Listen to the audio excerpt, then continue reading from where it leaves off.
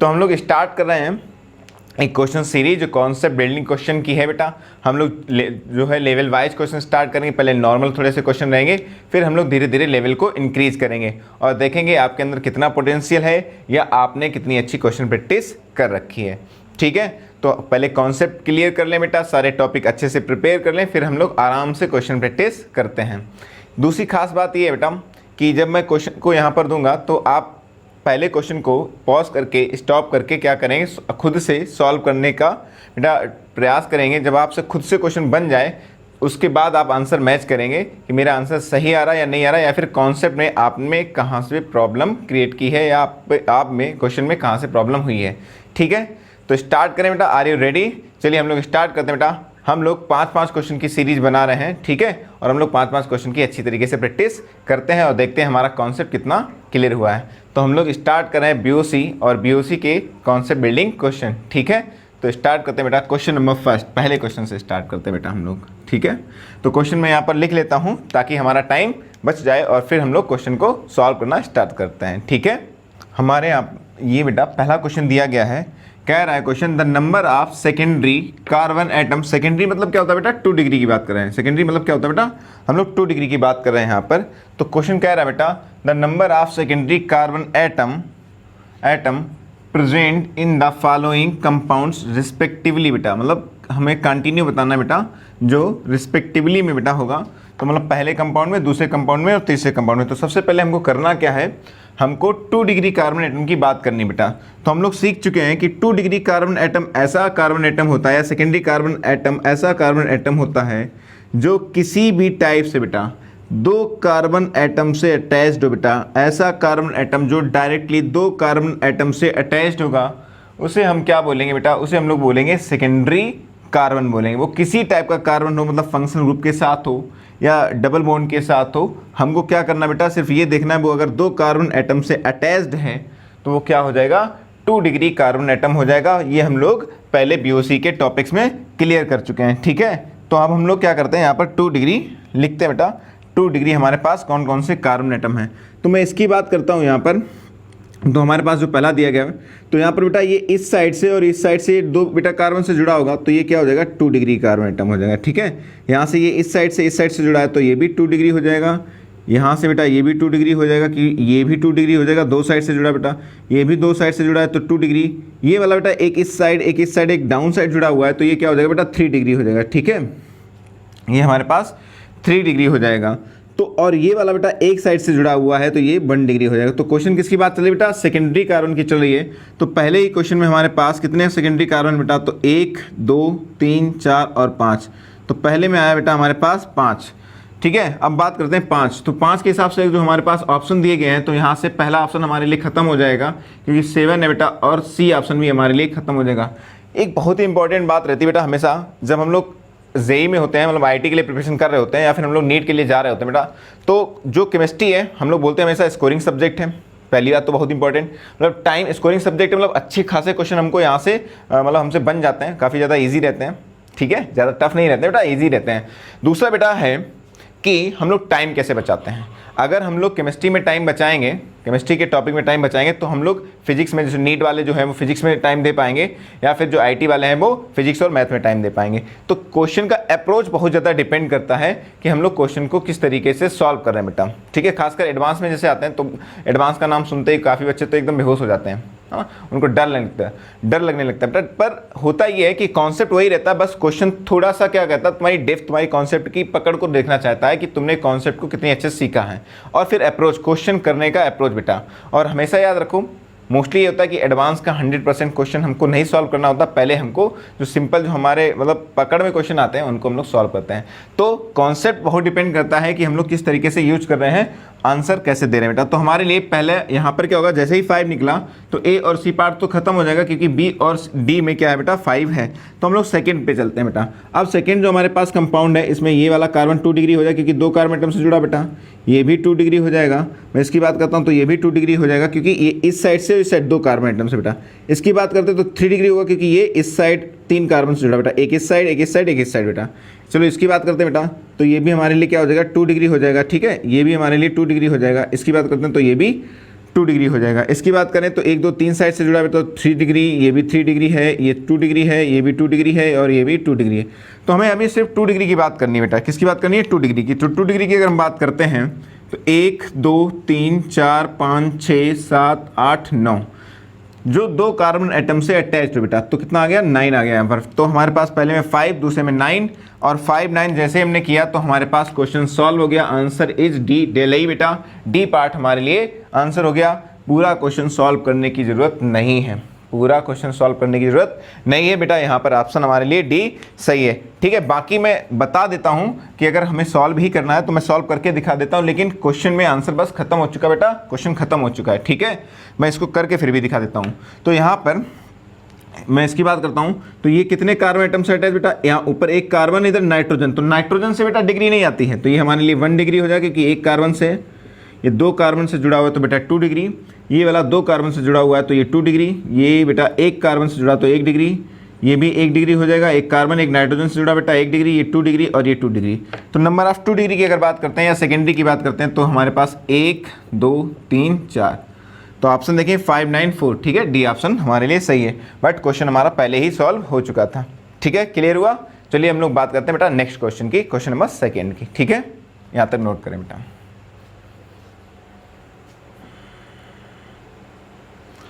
तो अब हम लोग सेकंड क्वेश्चन की बात करते हैं। सेकंड क्वेश्चन में कह रहा है बेटा, number of carbon atom in first higher homologous of first member of ester family is. ठीक है, तो हम लोग बात करते हैं अगर ईस्टर फैमिली की, तो ईस्टर का जनरल फार्मूला होता है R bond C double bond R, और मैंने बताया था कि ईस्टर में ये R कार्बन से जुड़ा होता है तो मैं यहाँ H रख सकता हूँ, तो HCOOCH3। तो हमारे पास जो फर्स्ट कार्बन होता, फर्स्ट मेंबर होता है ईस्टर का, वो फर्स्ट मेंबर क्या होता है बेटा? Methyl formate. इसको अभी हम लोग आगे सीखेंगे, इसकी कॉमन नेमिंग किस तरीके से की जाती है। अभी हम ये बता रहे हैं ये फर्स्ट मेंबर हो गया हमारे पास। तो ईस्टर फैमिली का जो हमारे पास फर्स्ट मेंबर है बेटा ये है। अब हमको क्या बताना है इसका? कह रहा है number of carbon atom in first higher homologous of first member of ester family. तो फर्स्ट मेंबर ये हमारे पास। ठीक है, फर्स्ट मेंबर हमारे पास ये होगा बेटा। इस R की जगह हम लोग H रख सकते हैं कि ये R कार्बन से जुड़ा बेटा। अगर कार्बन से नहीं जुड़ा होता तो हम लोग H नहीं रख पाते, हम लोगों को कोई कार्बन चेन ही रखनी पड़ती एल्काइल के फॉर्म में। तो इसका अगर हम नेक्स्ट होमोलॉगस बनाते हैं तो हमको पता है यहाँ पर हमको होमोलॉगस बनाने के लिए होमोलॉगस सीरीज जब हम लोग बनाते हैं तो CH2 का 1 यूनिट ऐड कर देते हैं, तो ये हो जाएगा CH3COOCH3। ठीक है, चाहे इस साइड ऐड कर दें चाहे इस साइड ऐड कर दें। ठीक है, वैसे ईस्टर फैमिली का बनाना है तो हम लोग नॉर्मली इस साइड ही ऐड करेंगे। ठीक है, तो हमारे पास क्या होगा बेटा? ये बन जाएगा। अब बोल रहा है नंबर ऑफ कार्बन एटम, तो इसमें क्या बताना है बेटा? कार्बन एटम बताना है। तो कार्बन एटम देख सकते हैं कितने, carbon atom, oxygen atom, hydrogen atom, कुछ भी पूछ सकता है।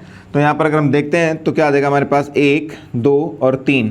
कितने कार्बन एटम बेटा आए हैं? 3 कार्बन एटम आए हैं। तो हमारे लिए ऑप्शन क्या सही हो जाएगा बेटा? B part, Bombay, B for Bombay option सही हो जाएगा। ठीक है, चलिए हम लोग क्लियर है बेटा। क्वेश्चन तभी बनेंगे आसानी से जब आपके कॉन्सेप्ट एकदम क्लियर हो जाएंगे। तो पहले कॉन्सेप्ट क्लियर करें और आ जाए बेटा मैदान में एकदम फाइट के लिए। रेडी? चलिए बेटा एक अच्छे क्वेश्चन से हम लोग आगे स्टार्ट करते हैं। तो क्वेश्चन नंबर नेक्स्ट,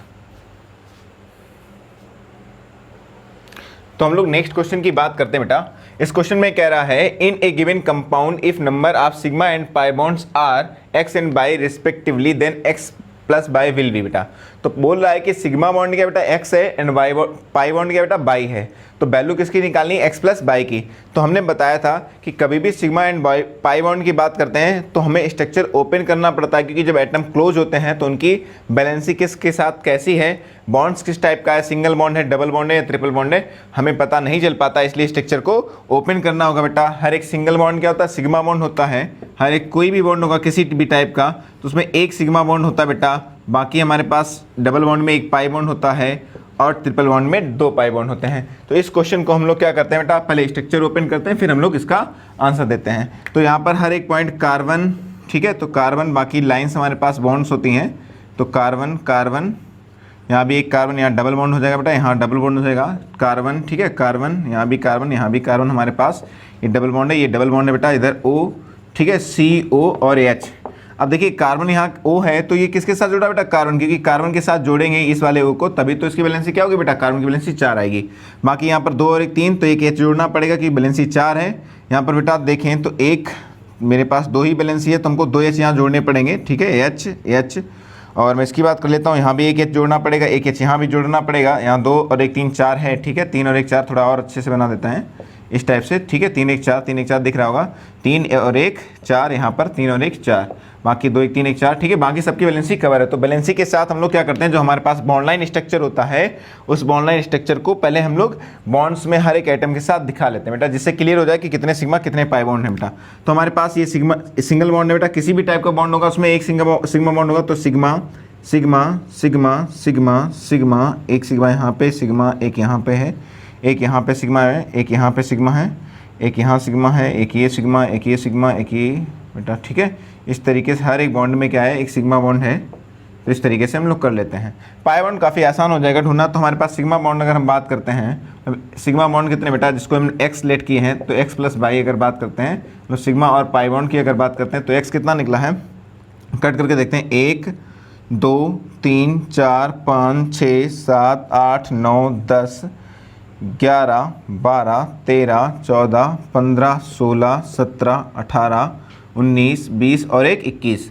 तो हमारे पास कितना है बेटा, 21 आ गया। प्लस अगर हम पाई बॉन्ड की बात करते हैं तो पाई बॉन्ड हमारे पास डबल बॉन्ड है, ठीक है। तो एक हमारे पास यहाँ पे डबल बॉन्ड है, तो एक पाई बॉन्ड यहाँ हो जाएगा, एक पाई बॉन्ड डबल बॉन्ड यहाँ पे 2, एक यहाँ पर है 3, एक यहाँ पर है 4 और एक ये बना बेटा 5, ठीक है। तो यहाँ से देख सकते हैं 1 2 3 4 ये साफ दिख रहे हैं बेटा। और एक जब CO वाला ये जो जाएगा ऊपर बॉन्डिंग करेगा बेटा, तो यहाँ पर एक बॉन्ड बन जाएगा। तो हमारे पास कितने पाई बॉन्ड है बेटा, 5। तो आंसर क्या आ जाएगा, x प्लस बाई का पूछा था बेटा, तो x प्लस बाई क्या हो जाएगा, 21 प्लस 5 इक्वल टू 26। 26 के अकॉर्डिंग हमारा आंसर क्या हो जाएगा बेटा, B part, B for Bombay option सही हो जाएगा, ठीक है। क्वेश्चन क्लियर हो रहा है बेटा, है ना। कॉन्सेप्ट क्लियर होंगे तो क्वेश्चन काफ़ी ज़्यादा आसान है। हम लोग थोड़ा थोड़ा लेवल इसको और बढ़ाएंगे। BOC है तो इसमें ज़्यादा क्वेश्चन अच्छे मतलब मिलेंगे, आपको अच्छे क्वेश्चन मिलेंगे। हर एक क्वेश्चन इंपॉर्टेंट रहता है बेटा, ये मत सोचना कि ये बेसिक का है तो इसको इग्नोर कर दे बेटा। हम लोग कंपटीशन के लिए पढ़ रहे हैं बेटा, JEE के लिए पढ़ रहे हैं, तो खासकर हमारा JEE या NEET के लिए तो हमारा फोकस रहता है हमेशा छोटे लेवल से स्टार्ट करके फिर हम लोग एडवांस लेवल तक बात करते हैं, ठीक है।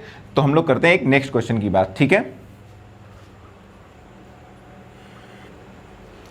तो चलिए हम लोग बात करते हैं बेटा नेक्स्ट क्वेश्चन की। Question number 4, the number of functional groups present in the following compounds respectively. बेटा हमारे पास 2 क्वेश्चन दिए गए हैं और इसमें हमसे क्या पूछा गया है कि बताइए कितने फंक्शनल ग्रुप हैं, ठीक है। यहाँ पर कोई ऑप्शन नहीं दिया गया है, तो ऑप्शन मैं क्रिएट कर देता हूँ, ठीक है। ऑप्शन क्रिएट कर देता हूँ और आपको बताना हो कि इन दोनों में कौन से कितने फंक्शनल ग्रुप प्रेजेंट हैं। तो मैं यहाँ पर ऑप्शन भी क्रिएट किए देता हूँ, A B C and D, ठीक है।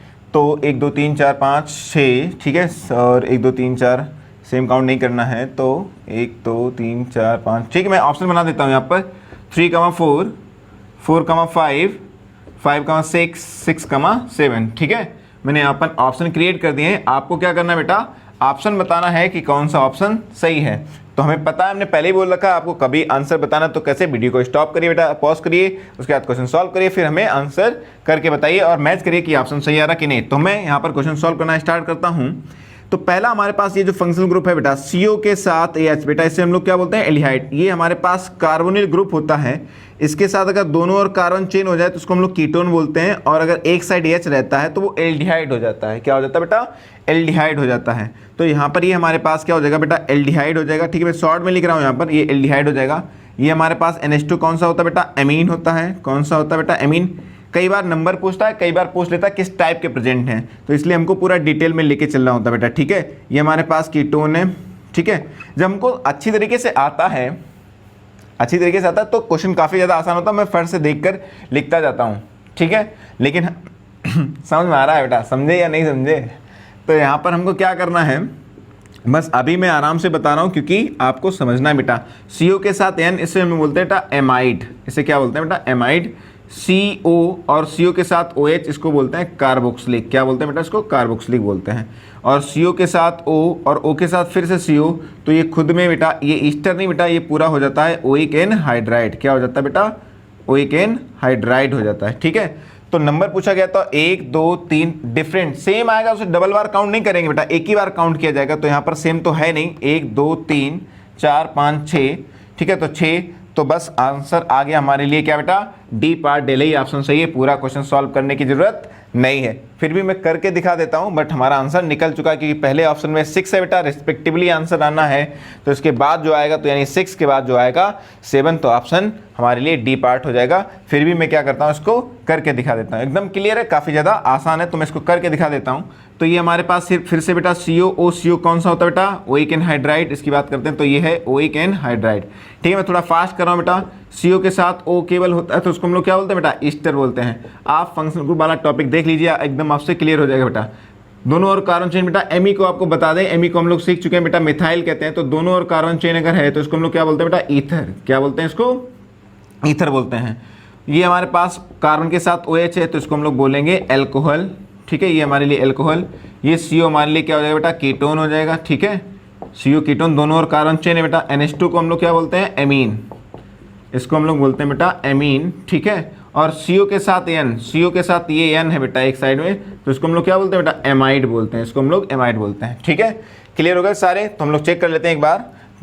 तो हमारे पास ओइक एनहाइड्राइड 1 हो गया, एल्कोहल 2, कीटोन 3, एमीन 4 हो गया।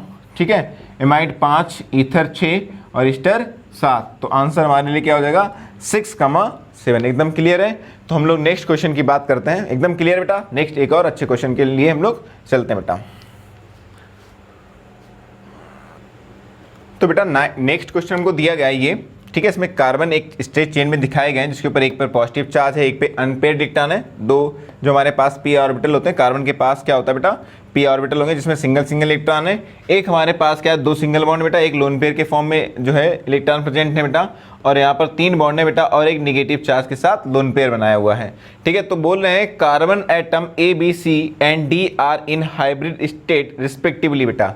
तो हमारे पास ये जो कार्बन एटम ABCD दिए गए हैं, इसमें हमको क्या बताना है बेटा, ये बताना है कि ये कार्बन हमारे पास जो है, जो 3 सिंगल बॉन्ड और एक प्लस चार्ज के साथ है, ये जो 2 सिंगल बॉन्ड और अनपेयर्ड इलेक्ट्रॉन के साथ है, 2 बॉन्ड पेयर के साथ और एक लोन पेयर के साथ है, 3 बॉन्ड पेयर और 3 बॉन्ड मतलब बॉन्ड्स पेयर बेटा केमिकल बॉन्डिंग में हम लोग पढ़ चुके होंगे, इसके साथ एक बेटा लोन पेयर के साथ में है। तो इसका हाइब्रिडाइजेशन बताना है तो हम लोग आराम से कर सकते हैं बेटा। तो यहाँ पर प्लस चार्ज है, कितने बॉन्ड बनाए बेटा, हाइब्रिडाइजेशन किस पर डिपेंड करता है, तो हाइब्रिडाइजेशन डिपेंड करता है बेटा sigma bond plus lone pair बेटा। ठीक है, अभी हम लोग कॉन्जुगेशन पढ़ेंगे, तो कॉन्जुगेशन में एक बात आती है, जो रेजोनेंस में होते हैं वो लोन पेयर में इन्वॉल्व, वो लोन पेयर हाइब्रिडाइजेशन में इन्वॉल्व नहीं होते हैं, हाइब्रिड ऑर्बिटल में काउंट नहीं किए जाते हैं। तो वैसे केमिकल बॉन्डिंग में भी पढ़ते हैं, लेकिन अभी हम लोग GOC में पढ़ेंगे कि जो कॉन्जुगेशन में पार्टिसिपेट करता है लोन पेयर, उसको हम लोग काउंट नहीं करते हैं। ठीक है, तो बात कर लेते हैं, इसको ले लेते हैं, हटाएं इसको बेटा।